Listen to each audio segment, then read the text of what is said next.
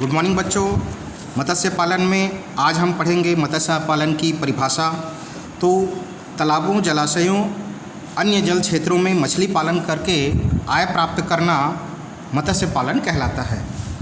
बात करें इसकी प्रजातियों की, तो भारत देश की जिस प्रकार की जलवायु है उस जलवायु में कार्प कुल की मछलियाँ पाली जाती हैं। आई रिपीट, भारत देश में कार्प कुल की मछलियाँ पाली जाती हैं। ये दो प्रकार की होती है, एक देसी और दूसरा विदेशी। देसी प्रजातियों में सबसे पहला होता है रोहू, फिर कतला और तीसरा मृगल।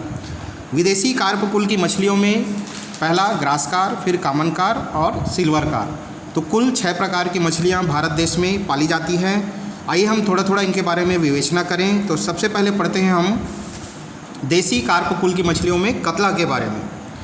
कतला, आप चित्र देख सकते हैं। पहला जो चित्र है कतला, इसका शरीर जो है थोड़ा चौड़ा होता है, मुंडी भी चौड़ा होता है इसका।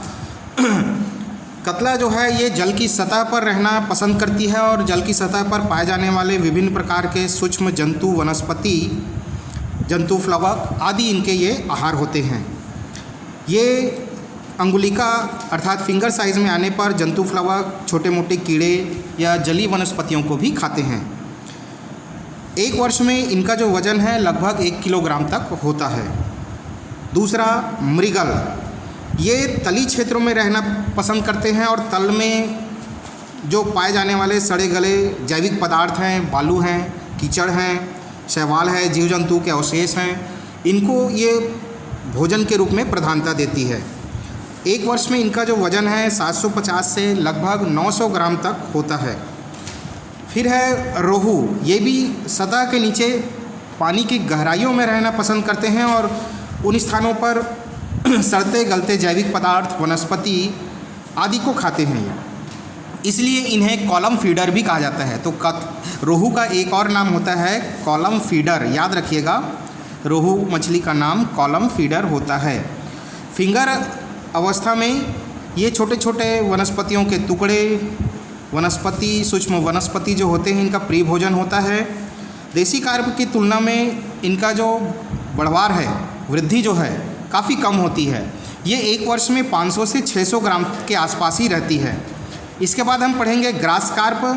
ग्रास कार्प तालाब के अंदर और किनारे दोनों पर उपस्थित वनस्पतियों इनका भोजन होती है। ग्रास कार्प, देखिए नाम से स्पष्ट है, इसलिए ज़्यादातर वनस्पति इनके प्रिय भोजन होते हैं। जीरे की अवस्था में इनका जो भोजन है विभिन्न प्रकार के जंतु प्लवक होते हैं, लेकिन जैसा जैसा ये बढ़ते जाता है उनकी रुचि बदलती जाती है।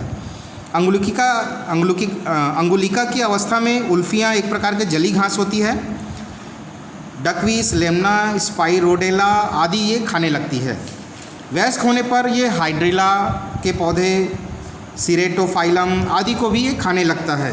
ग्रास कार्प काफ़ी स्वभाव से काफ़ी खाने वाला मछली होता है और इनके बहुत सारे जो भोजन है बिना खाए अधपचे रूप में ही बाहर मल के रूप में निकल जाते हैं, जिनका उपयोग जो है अन्य मछलियों कर लेती हैं। इसलिए इनके साथ अन्य मछलियों का भी पालन करना चाहिए। एक साल में इनका जो वज़न है 1.5 किलो से 200 ग्राम तक हो जाता है।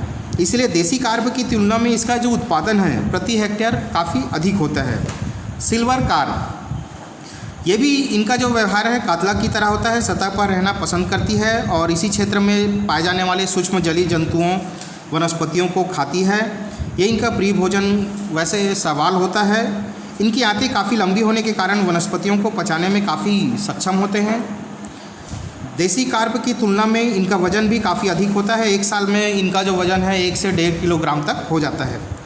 फिर है कामन कार्प। कामन कार्प ये तल में रहने वाली मछली है। स्वभाव से ये सर्वभक्षी होती है। कीड़े मकोड़े, शैवाल, हाइड्रिला, वनस्पति, सूक्ष्म जैविक पदार्थ आदि ये खाना पसंद करती है। एक वर्ष में इनका वज़न लगभग 1 किलो के आसपास होता है। ये तो हुआ कार्प कुल की मछलियाँ। इसके अलावा छत्तीसगढ़ के जो धान के खेत होते हैं इनमें भी प्रांतीय मछलियाँ जो है पाई जाती हैं, जिनमें कोतरी, टेंगना, बाम्बी, खोक्सी, सीटहा जिसको कहा जाता है आदि मछलियाँ भी पाई जाती हैं। इसके अलावा जो दलदली क्षेत्र होते हैं वहाँ भी कुछ मछलियाँ पाई जाती हैं, जिनमें प्रमुख रूप से मोंगरी कहा जाता है। ये कैटफिश कुल की मछली होती है और ये दलदली क्षेत्रों में आसानी से पाली जाती हैं। इन्हें वायुश्वासी मछली भी कहा जाता है क्योंकि दलदली क्षेत्रों में पानी कम होने के कारण इनमें ऑक्सीजन की मात्रा कम होती है। ये मछलियाँ ऐसे क्षेत्रों में आसानी से पाई जाती हैं क्योंकि ये कम ऑक्सीजन में भी रह सकते हैं। ऑक्सीजन लेने के लिए सतह पर आकर के त्वचा से ऑक्सीजन ग्रहण करती हैं, इसलिए इन्हें वायुश्वासी मछलियाँ भी कहते हैं। ये जल के अलावा थल में भी कुछ समय तक रह सकती हैं। 1 साल की आयु में ये प्रजनन योग्य हो जाती हैं। पूर्ण विकसित मछली का जो वजन है 450 से 650 ग्राम तक होता है। ये काफ़ी पौष्टिक आहार होता है और इनके सेवन से रक्त विकार संबंधी जो भी परेशानियां होती है वो दूर होता है। मोंगरी की तरह ही एक और मछली होता है सिंघी। ये मोंगरी के समान ही दिखाई देता है, अंतर केवल होता है कि सिंघी के पीठ पर फिन जो है छोटा होता है और मोंगरी में ये काफ़ी पूंछ तक जाता है। ये भी दलदली क्षेत्रों में पोखर गड्ढों में पाए जाते हैं और इनमें भी 2 बड़े बड़े चेंटोरल कांटे पाए जाते हैं जो काफ़ी जहरीले होते हैं। अगर लग जाए तो फीवर हो जाता है, बुखार तक हो जाता है। सिंघी का पूर्ण विकसित होने पर लंबाई 8 से 12 सेंटीमीटर तक होती है और ये जल के तल में रहने वाला मछली है और वनस्पति और जंतु फ्लावर को आसानी से ये खाती है। इसके अलावा तालाबों और जलाशयों में पाए जाने वाले कुछ मांसभक्षी मछलियाँ भी पाई जाती हैं जैसे गड़ई, सौर, मांगूर, पेंगा, टेंगना, पौदा, बुआरी या बुआल, केवई, बेले, चित्तल, अनही, कुचिया, बाम्बी ये भी जलाशयों में पाए जाने वाले मांसभक्षी मछलियाँ हैं। इसके अलावा कुछ अनावश्यक मछलियाँ भी पाई जाती हैं जो क्षेत्रीय तालाबों में आपको हमारे छत्तीसगढ़ के आसानी से आप देखने को मिल सकती हैं। पोठिया, पुट्ठी, चेलवा, चंदा, मोबा, कोलिया, कोटिया, लेबुका, खैरा, एबोसम ये आदि काफ़ी अनावश्यक मछलियाँ हैं। जब भी आपको कार्पकुल की मछलियाँ डालनी होती है तालाबों में तो मछली के बीज अर्थात जीरे या अंगुलिका के अवस्था में जब आप बच्चा डाल रहे हों तालाबों में तो उनसे पहले तालाब से इन आवश्यक मछलियों को निकाल देना आवश्यक होता है क्योंकि ये मांसभक्षी होते हैं, सर्वभक्षी होते हैं, ये उनका भोजन कर सकते हैं। धन्यवाद। आज के वीडियो में इतना ही। आगे की पढ़ाई हम अगले वीडियो में करेंगे।